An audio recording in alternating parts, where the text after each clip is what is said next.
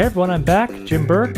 Welcome to my channel. You're about ready to watch Cody Zorn fly through the 2019 IAC Known sequence. This is my Acro critique series, video number 11. Cody flies out of the south somewhere. I'm not sure exactly where Cody is from. I've flown with him at a contest a few years back. He and his dad both fly a one design, and they do a great job with it. It's so satisfying to watch someone fly a one design at the higher levels of competition, like the advanced category. And I just really enjoy it. I always say that there's nothing more fun than beating somebody in a lower powered airplane than they have, and they get to do that. They're very good pilots. Let's watch him fly through the Advanced Known together, and I'll make some comments. First figure is going to be a bow tie, the pull 45 1.5 roll, and Cody's pulling a bit steep, which is good. I like that. And the 1.5 roll looks pretty good. And then after the roll, okay, so what I see in that line after the roll is the nose being pushed up. So during the roll, just watch that again. During the roll, the nose is sagging. And then after the roll, you can see the nose push, push, push, push, push. There's a little more push to get slower and slower. That would probably be visible from the ground. I think that should be cleaned up. And just try and keep the roll nice and straight. Provide the right amount of down elevator support during the roll at the end. You won't need to push it up. Okay, next 45 looks good, and we have a full roll. Nose sagged a little bit. You're a little under on the roll, and you're fixing it. You don't need to fix it in that situation. It wouldn't be very visible. But the bigger concern is the nose sagging during the roll. So that's both those rolls. Take a look at that. Okay, push half loop. We have a quarter, 3/4 opposite here. Quarter looks good. 3/4 looks good. I can't see a lot of above the canopy line there, but I think it looks pretty good. Okay, pull vertical. And 2 of 8. And pull Humpty. That all looks really nice. And now we have a snap. I can't remember exactly, but it's a snap down. It must be a 3/4 snap down. And, oh, that's interesting. So let's look at that. Let's look at that again. So the snap roll looked really good at the beginning. There's a pull, and the nose goes over. Oh my gosh, I don't know what is happening. That's interesting. Wait a minute. It looks like a positive snap and then a negative snap joined together. Snap is good there, and then pushing. Let's see it one more time here to help you out with this. So I wonder if the foot is coming out is what I'm looking for now, because the beginning looks just right. Okay, not sure. The beginning of the snap, I see pitch, I see yaw, looks very, very good. I see the roll begin, and then I think that what could be happening is your foot's not staying on the rudder all the way, so once you unload with the aileron, you're actually getting an outside shoulder roll. I'm pretty sure that's what's happening.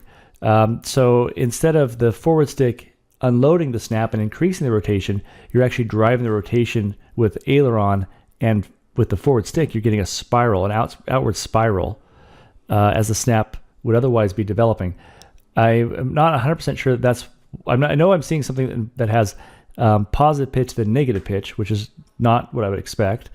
But I'm not exactly sure that's what's happening. But I'm just going to throw out a guess that your foot is coming off the pedal after about 45 degrees of rotation, just as it's about to kind of go into high gear. And when you unload the stick, you're kind of simultaneously taking the foot up, I think. When you do a snap roll, it's really important the foot stays in all the way, and that is a very common thing. So I'm just guessing, Cody, that's what's happening here. Give it a shot and make sure the foot stays in, even if that means you have to do a 1 1/4 or 1.5 snap within the limits of your airplane, of course. But if that means you have to go and practice some longer snaps so you can really get a feel for that, then that's a good idea. But in any case, we shouldn't see shouldn't see it look like the canopy is pitching away from the line. That means you're driving it with down elevator. And of course, in a snap roll, even with the unload, it doesn't ever push the nose away when you move the stick forward. It just tightens the snap. So hopefully that helps out. Okay, let's keep going. That's a double Humpty. So pull to vertical. Now it's going to be lay out into a spin. And that vertical looks good. Your lines look pretty good. During the rolls in the 45, we lost a little bit of your 45, but your pulls look good. You handled the airplane well. Okay, the spin, that's all nice. The end is pretty good. I'm going to go back to the beginning, because what I always like to see at the very beginning, and I've had trouble with this too, is I like to see the nose go up, up, up, and then drop during the spin. I don't think you'd get a deduction, but I just want to say I do see that the nose comes up and then it doesn't really get a chance to drop before the spin starts. It seems simultaneous. It's not going to look bad from the ground. the end of it looks pretty clean too. So it's a good spin. Okay, pull 45 up with a half snap on the 45. Again, a bit steep. I think that's okay. Okay, that snap, maybe it could be a little quicker on the controls, I think. And if you could, I don't know what you're, always want to be careful. I'm not suggesting you should do something that the plane can't do. But if you could snap a bit earlier, I think you'll be happier with a snap, just looking at it again here. Yeah, I don't feel like that's really developing enough. Probably from the ground would look okay, though. Let me look at it one more time. I would say just a little, if you can get 10 more miles an hour into the initiation, you'll probably be happier. Make sure you don't hurt the airplane. Okay, great. Pull vertical down, looks good. And now we have, I actually can watch your sequence card. We have pull 45, and then, I don't know, 2 of 4, I think, if I remember right. Pull 45. 45's good. Now, you showed a steeper line before, so always make sure whatever line you're showing is 45 that you maintain. Push to vertical, that looks good. Little negative, little on your back. And the hammer looks pretty good. Little swing, you could stop more right rudder earlier. Half snap, okay, I'll buy that as a half snap. That looks good. Could be a little short after, hard to tell. And now I can see on your card there is an S-figure. And that's a little more float than you need to have, and especially right here, need to pull harder down to the 45. Once you get over the top, go ahead and bring it back. 4 of 8. Looks good. Yeah, this one here, you just don't need as much float probably either. I think I'm going to say both these floats just a little bit too much. I'd love to see it from the ground, but that's my guess. Okay, interesting. So you almost have looks like almost a stall there on this roll. Let me go back and look at this again. So during the roll, okay. 2 things. One is I think if you tighten up that S a little bit, you'll be happier with the energy you have at the top, and you'll be able to do a better roll on top. So that'll probably clean some stuff up. And then during the roll, I see the nose swinging out quite a bit, and I think it's just another kind of classic thing where you're losing the down elevator support you need. You're dropping it too soon, and you're working the roll to keep everything on heading. And it'll just be easier if you just do it with you hold in more down elevator for longer after you're inverted. Now, this seems to be, I wasn't aware of how much of an issue that was with pilots until I started doing these critiques.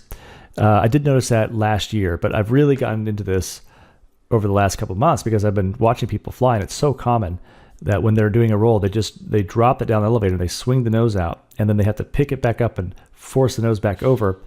In a 1.5, it's even more apparent. I think that's what's happening, so watch for that. Okay, now we're going to have a roller. I like how you started that with rudder. That's a good start.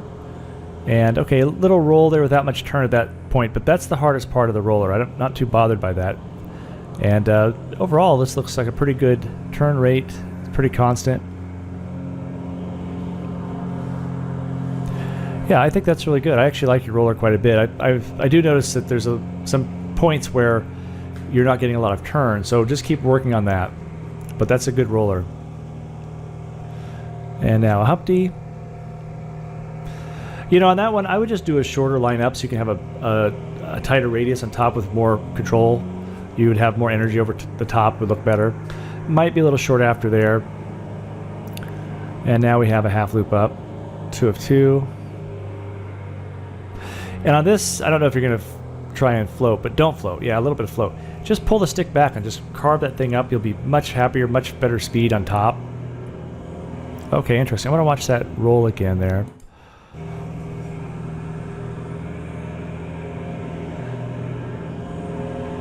Yeah, so I think you're losing heading on this roll.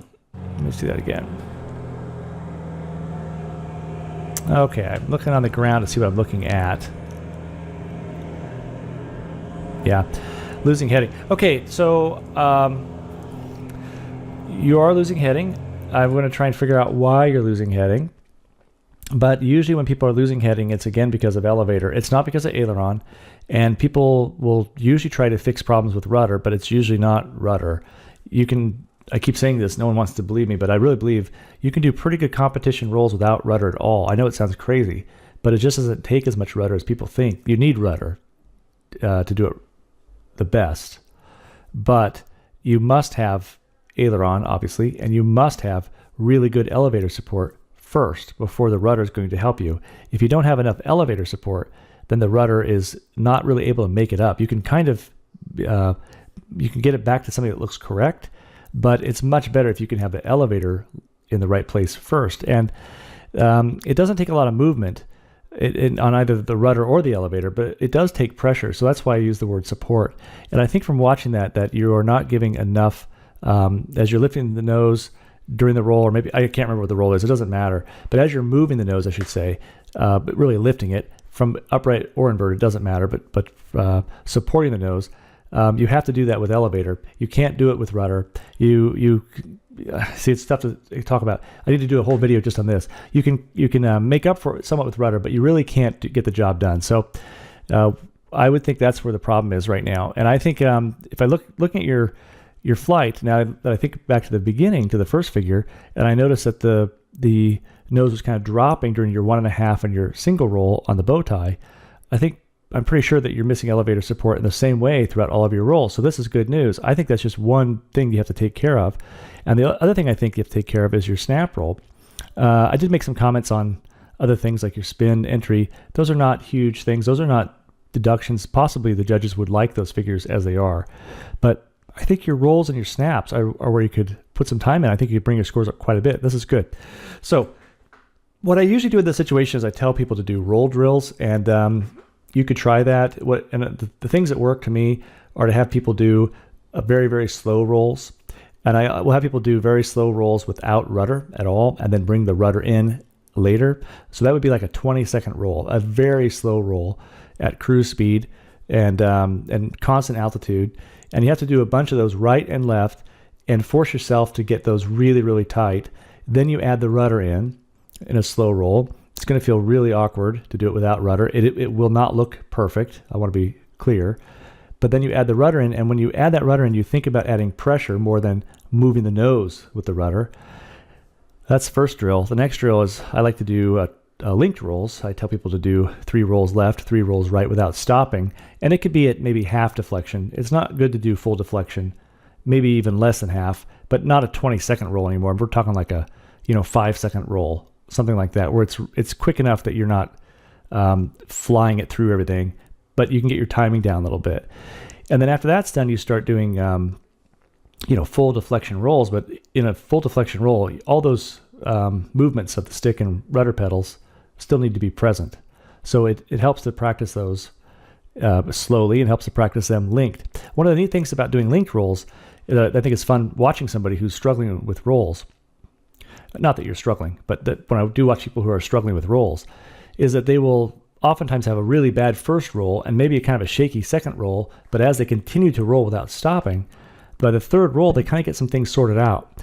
It's easier for them to see what's wrong by the third roll because the errors amplify and multiply, right? So that's one reason I like that. So if you do that, if you take that approach, do 3 or 4 or 5, do 3 linked rolls 3 or 4 or 5 times to the left, and then do that to the right. And then you can start doing linked rolls starting from inverted 2, 3 times back to inverted. Very useful. Then the last thing on the rolls I'll tell you is that in all of your rolls, it's always easier if you're going faster. It just is. So you have a couple where you're getting slow, and if you can tolerate the G's and your airplane can tolerate the G's, you'll be happier if you do the S a little tighter, make it a little faster on top so you can get good rolls in, and on your half loop up, again, a little tighter, a little stronger pull, and then you can do a better roll on top. When you're doing these pulls, you have, in the S, you must have a bit of float because it's a 5/8 loop, but you just need it. In the half loop, you don't need it. So you can get away without any. Just pull the stick back and leave it there and let it carve up, and then release the pressure on the stick. You don't have to move the stick at all once it's pulled back. It'll look better, look good, and you'll be happy. And then on the snaps, I really think that the rudder's coming out. I would like to see, if you get a chance to do another video, I'm not trying to give you homework, but if you get a chance to do another video, I'd be curious to see a better shot of your feet to see what's going on in the snap, because I'm not 100% confident I'm diagnosing it correctly, but what I saw definitely needs to be improved somehow, and I'd love to see you do that. So those 2 things alone are going to give you a lot bigger There's a lot higher scores, I think, because that's probably where you're losing points. And then everything else is just really lines and pulls, which I think all look really good. You're a strong person. You have good technique on all that stuff. And I'm really happy to help you out. So, and I will see you, Cody, by the way, I believe, hopefully in Dunellen. I'll be at the contest there at the end of this month. That's the plan anyway. So maybe I'll get to see you and your dad there and we'll hang out. And well, I hope this helped out. Hey, everybody, thanks for coming by. Good to see you again. I will see you next time. So long.